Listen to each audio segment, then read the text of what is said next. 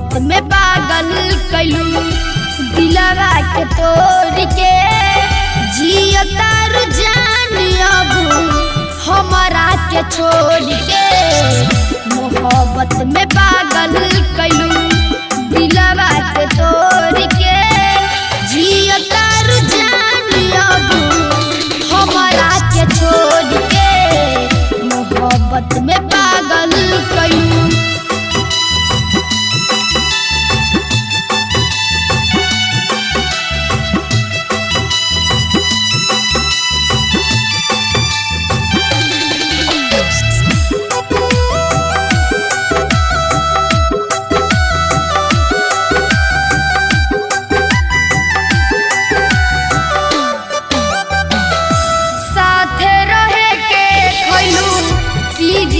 कसम हो साथे रहे के खोलू किरिया कसम हो तब कैसे भूल गइलू हमके सनम हो।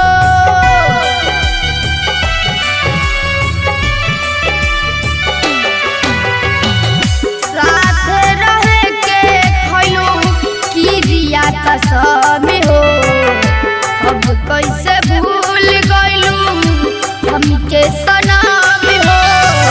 मोहब्बत में पागल कैलू दिलवा के तोड़ के जिया तारू जान अब हमारा के छोड़ के मोहब्बत में पागल कैलू।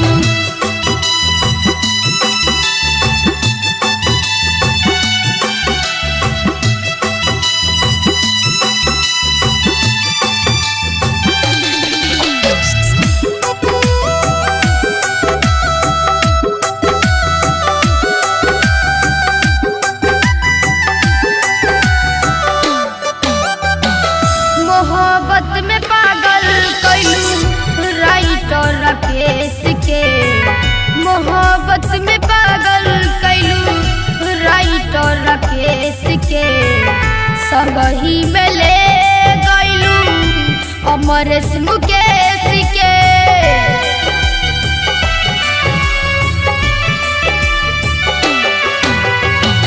मोहब्बत में पागल कैलू राइटर राकेश के संगही में ले गइलू अमरेश मुकेश के मोहब्बत में